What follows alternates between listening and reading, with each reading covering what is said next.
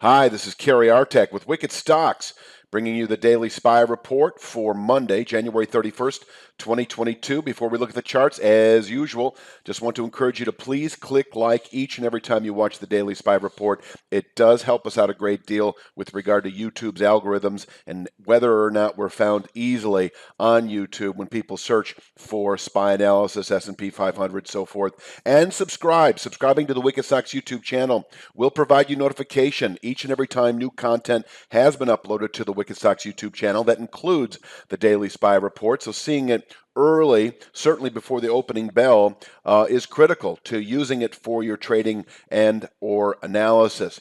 Let's take a look at the charts. This is kind of a reminder that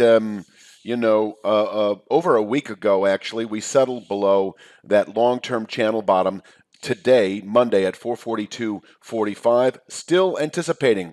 I still think 2 to 3 weeks over the next 2 to 3 weeks. Yeah, 397.27 to 399.80. That is a full channel bottom. That is about 2 years in the making. Also, a rising 1/3 speed line that takes into account that March 2020 COVID low against the more recent high. I think that was in December, just about 6 weeks ago or so. Anyway, that area remains an objective. We'll just call it the upper 390s and rising. 442.45 is our resistance. And on the weekly chart, it should be known that it comes in at 444.62. And the high last week was 444.04. I'll talk more about that in a bit, but this area is our ceiling through February, and as I say, below which the upper 390s anticipated over that time horizon. It's also our upward pivot point through the rest of Q1 if we close the week above it. Now, even if we close the day above it, we'll probably get a pretty decent rally this week. Let's take a look at the daily chart. There's the 442.45 rising longer-term channel bottom, and you also have a former descending channel top today at 442.39. So, it's almost the same area. I'll be showing the support and resistance later, but really the takeaway here is if we push or open today above 442.45, and we also have the weekly channel bottom at 444.62, and so in the support and resistance, I'll show also 444.62. But if you act with a push, especially open today above 442.45, you don't have a strong argument from me, but I think for safekeeping, you may await a push above 444.62 because we have pushed through this channel bottom last week by a couple of points. And so that would be by a couple of points if we push through it again. 442.45, couple of points would be 444.45, and the channel bottom at 442.45 on the weekly chart is 444.62. So yes, we could push through the 442.45 channel bottom, test the weekly version at 444.62, and then back off through the rest of the day and even through the rest of the week. This is a meaningful area. But just looking at the daily chart, if we push through the 442.45 formation, 449.34 is a rising channel top, the bottom of which we actually tested on Friday, and it held nicely as a daily session containment support level. I'll get to that in a moment, but the upside portion of that is 449.34. So pushing through this low 440s, 442.45, let's just put it that way, and I'll let you decide whether you're also going to include 444.62 as your resistance. 449.34, I think, is likely today, and that I like that because it corresponds nicely with that low from I think that was in early December at 448.92. So that area could contain buying. We could, if we open above the 442.45 to 44.62 area on Monday, and we may, we could test that 449.34 in the first hour of the day, and then fall back, and then breaking back below 442.45, I think, is an indication that we have very likely placed a good high for the day, possibly the week itself. But if we close above 442.45, and I want to also add 444.62, the weekly charts version of the same.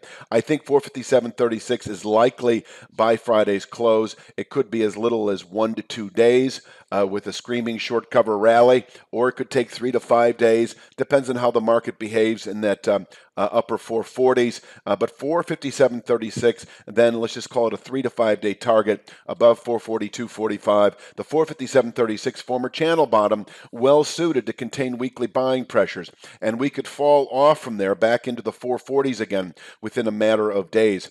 That 457.36, as I was sort of clumsily mentioning last week, is in rough correspondence with the triple Q long-term resistance in what is now probably the mid 370s. I haven't done the triple Q report yet for Monday, so I don't know that exact number, but I guess the point I'm making here, there is a scenario where we push through this long-term resistance area in the low to mid 440s, run up to into the upper 450s within the week, and then fall off. And if we settle the week then back below the 442.45, 444.62 area, we are still in a longer term a mode of weakness where I'm still then anticipating the upper 390s. But if we do close the week above the 444.62 area, then I think we've got a good low through Q1.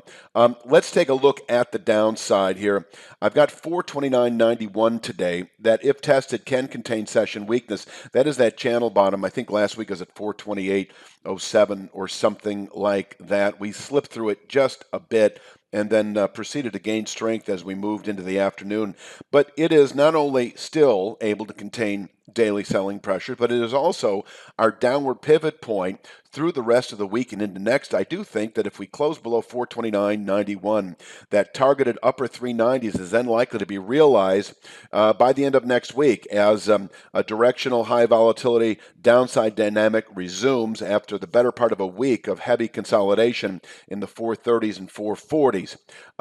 And so I just want to leave you with this image, and this is sort of the big picture, that holding below, this is the weekly chart, by the way, holding below this structure at 444.62 maintains a heavy dynamic through February, anticipating the upper 390s as a met objective that can contain selling through the rest of the year, and from there we can push higher into later year, and then closing above 444.62, which would also be above last week's high of 444.04, and that's a significant high because it is the high of the move low thus far. And so, even if we top out at that 457 area for the week and fall back, if this market musters a settlement on Friday above 444.62, which would obviously also be above 444.05, I think we've got a good Q1 low. And then we'll battle it out in the upper 450s maybe for a week or two. But ultimately, I think closing above 444.62, there's no good reason to be short. If you bought out of the money puts, I think buying out of the money calls then with a 2 to 3 month at least expiration would be the way to go, because I think if we close above 444.62 at the end of this week, that 495.56 long-term trend line then in reach again over the next couple of months, and we could rally there much quicker, maybe in as little as 3 to 5 weeks if we get above that 457 and change area that I showed earlier. I'm going to leave you with the support and resistance. We'll go over it just a bit. There's your 442.45 to 444.62 area. We are just below it. It can contain buying through February, and as I say, below which the upper 390s remain a 3 to 5 week target. That should be changed to 2 to 3 weeks, and that 395.36 should be changed to 397.27. But I think you get the idea. Downside today, 436.64 can contain initial selling, and if we break or open below 436.64, we should retest that short-term channel bottom today at 429.91, which can contain session weakness. And I say in the text there that if we close below 429.91 today, or that channel structure any day this week, then the targeted 390s are then likely by the end of next week, within a week or two of that. Upside today, if we push or open above 444.62, that 449.34 level is likely. I don't expect to see 457.36 within the day, but if we do settle today above 444.62, then 457.36 is likely within 3 to 5 days, where we can place a daily high, and by that point in time, quite possibly through next week, and then from there fall back into the 440s again. But as I say and said earlier, closing the week Friday above 444.62, 495.56, then in reach within 1 to 2 months. 2 to 3 months or so. Anyway, I think that that's really all that needs to be said for today's Daily Spy Report. Please click like each and every time you watch the Daily Spy Report, and subscribe to the Wicked Sox YouTube channel. It'll provide you notification whenever new content has been uploaded to our YouTube channel, rather. And I think that that is about it for Monday's Daily Spy Report. I'll be back tomorrow for Tuesday's Daily Spy Report. You have a great day.